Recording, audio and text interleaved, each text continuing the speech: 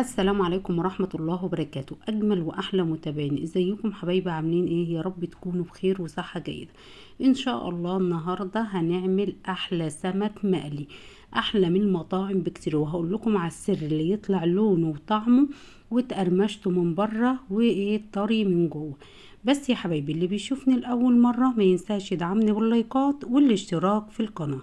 نسمي الله ونصلي على رسول الله ونشوف أحلى وأجمل سمك مقلي عملناه بالتتبيلة السهلة البسيطة دي والتقرمشة من بره وطري وجميل من جوه. هنعمله ازاي؟ وهنعمله مع رز صيادية بمكونات سهلة، وهيطلع معانا بسم الله ما شاء الله طعم ولون وريحة يجنن. يلا نقول خطواتنا على طول. جبنا السمك بقى الكمية اللي انت عايزاها، ولو عند السماك هات السمك المتوسط، ولو لقيتيه كبير بالشكل ده نقسمه نصين، ده هيساعدني على ان السمك يستوي معايا ويديني التقرمشة اللي من بره. هنا التوابل بتاعتنا، عندي كمون، عندي كزبرة، عندي بهارات سمك، ومعلقة من البابريكا. وهنا 3 ليمونات انا عصراهم، السمك بتاعنا بيحب الليمون والكمون. وهنا 10 فصوص من الثوم انا فرمتهم في الكبة. وهي دي المكونات والتتبيلة البسيطة خالص. هنجيب بقى الثوم وهنحط عليه الملح، معلقة كده من الملح، وبعدين هننزل بالتوابل بتاعتنا دي، وهننزل بالليمون بتاعنا، والسمك بيحب الليمون. هنقلب بقى كل المكونات دي مع بعض. شايفين التتبيلة موجودة في كل بيت، وهيطلع معاكي بسم الله ما شاء الله طعم ولون وريحة تجنن. خلاص كده احنا خلطنا كل المكونات مع بعض. هنجيب السمك وهننزل بالتتبيلة دي على السمك وفي الفتحات اللي احنا فاتحينها ومن جوه ومن بره. انا عايزة السمك بتاعي ده ياخد من طعم التوابل والتتبيلة الجميلة دي.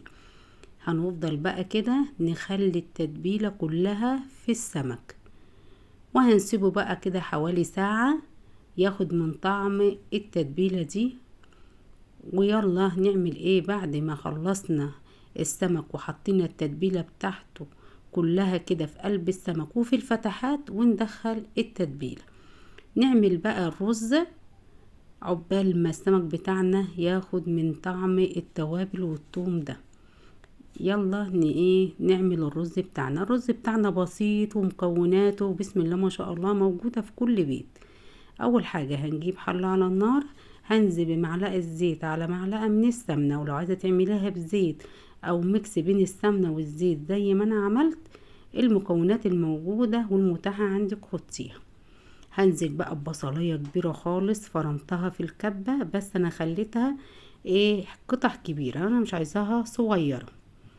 هنقلب بقى ونشوح البصلة دي لحد ما تدينا اللون الذهبي. ايه اللي هيساعدني على ان هي تتكرمل معايا على طول؟ هنحط معلقة من الملح، وهنقلب البصلة بتاعتنا كده لحد ما تتشوح وتدينا اللون البني. هنفضل بقى نقلب لحد ما يدينا الدرجة اللي انتوا هتشوفوها دلوقتي في الفيديو. خلاص كده هيبدأ معايا يصفر. الرز بتاعنا ده بسيط ومكوناته موجودة في كل بيت، وهنعمله في 10 دقايق. خلاص كده هيبدأ يدينا اللون الرز الصيادية. خلاص كده شايفين اللون ده؟ هو ده اللون المطلوب. ما نغمقش اكتر من كده عشان ما يديناش مرارة. انا هنا الكمية بتاع الرز غسلتها وصفتها، وهنزل بقى على البصلة وهنديها تشويحتين كده لمدة 3 دقايق. هنشوح الرز مع البصلة علشان الرز بتاعي يطلع مفلفل وجميل. خلاص احنا قلبنا كده. هي التوابل بتاعتنا بسيطة.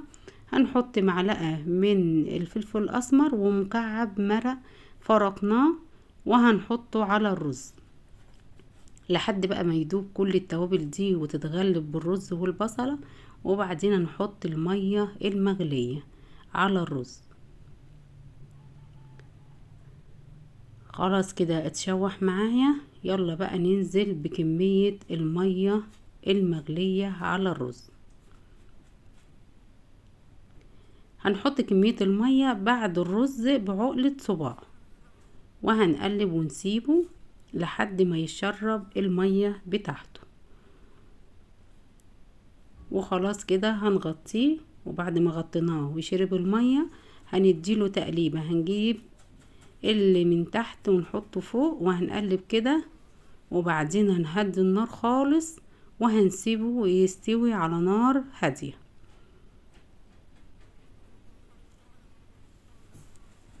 شايفين؟ ولا اسهل ولا ابسط من كده.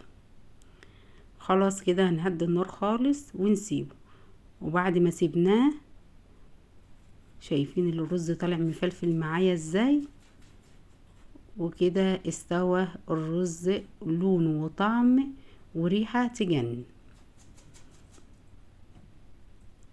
خلاص كده جهز معايا رز الصيادية. يلا نكمل بقى ونشوف هنقلي السمك بتاعنا ازاي. اول حاجة بقى هنزل بكوباية من الدقيق وعليها معلقتين من النشا. النشا دي هي اللي هتدينا التقرمشة بتاع السمك اللي احنا عملناه. نفس التوابل اللي انا حطيتها هنحط، نزود عليها معلقة من الكركم. هنحط توابل سمك، هنحط معلقة من الكمون، معلقة من الكزبرة، ومعلقة من الكركم. هنقلب كل المكونات دي مع بعض. وبعد ما قلبنا المكونات هننزل بمية بالتدريج لحد ما يدينا القوام اللي انت هتشوفوه. انا عايزاه ولا سميك ولا سائل. هننزل كده حبة بحبة بالمية. التغليفة بتاع السمك دي هتودي السمك في حتة تانية، مش هتشتريه من بره خالص. هنعمله بنظافة وجودة تحفة. خلاص كده هنفضل نقلب لحد ما يوصل معانا القوام ده، وهو ده القوام المطلوب. يلا بقى نكمل بقية الخطوات. هنا بقى عندي الخليط اللي انا عملته والتغليفة بتاع السمك، وهنا هنحط كوباية من الدقيق. هنعمل ايه؟ هنغلف السمكة بتاعتنا بالدقيق بالطريقة دي من جوه ومن بره، وبعدين هنحطها في الخلطة اللي احنا عملناها بتاع السمك دي، وندخل من جوه الدقيق. هتعمليه وهيطلع معاكي في منتهى الجمال. جربي الخطوة دي وهيشوف السمك بتاعك، مش هتشتري اي سمك مقلي تاني من بره. خلاص كده احنا هنعمل وهنحط الزيت. اول ما الزيت يسخن هنطلعها من الخلطة بتاعتنا دي. التتبيلة هنحطها في الزيت على طول. واول ما الزيت بتاعنا يسخن هنيجي حاطين السمك، هنطلعه ونيجي حاطينه على طول في الزيت. الزيت بتاعنا لازم أن يكون سخن.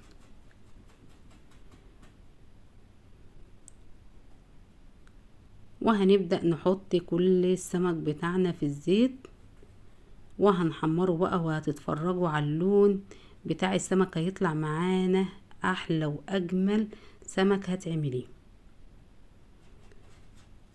وما هنقلبش السمك لحد ما ياخد اللون الجميل ده، وبعدين نقلبه على الناحية التانية. هنقلب على الناحية التانية كده بعد ما ياخد اللون بتاعنا ده، وهنسيبه يستوي بقى في الزيت بتاعنا. شايفين طلع لونه عامل ازاي؟ هنطلعه بقى على مناديل مطبخ علشان لو في اي زيت في السمك المناديل هتشربه. وهنجيب المصفى بتاعتنا كده وهنشيل اي توابل ولا اي حاجة في الزيت، وبعدين هننزل بكمية السمك التانية. الطريقة دي ناجحة واعملوها، هتطلع معاكم احلى واجمل سمك مقلي. اول ما ياخد اللون الذهبي الجميل ده الاصفر نيجي قلبينه على الناحية التانية. اي كمية سمك انت عايزاها اعمليها بقى وامشي على الخطوات دي، هيطلع معاكي في منتهى الجمال، ريحة وطعم ولون يجنن، وتقرمشة من بره وطري وجميل من جوه. خلاص هنبدأ نطلع السمك بتاعنا على المناديل المطبخ. شايفين اتحمر ازاي؟ وهقول لكم على السر اللي بيخلي السمك بتاعنا جميل بتاع المطاعم. بعد ما بنحمره كده وحطيناه على المناديل، هنحط بقى السمك وهنجيب توابل السمك مع الكمون مع الكزبرة، وهنبدأ نرشها على السمك بعد ما قلناه بالطريقة دي. هو ده السر بتاع المحلات.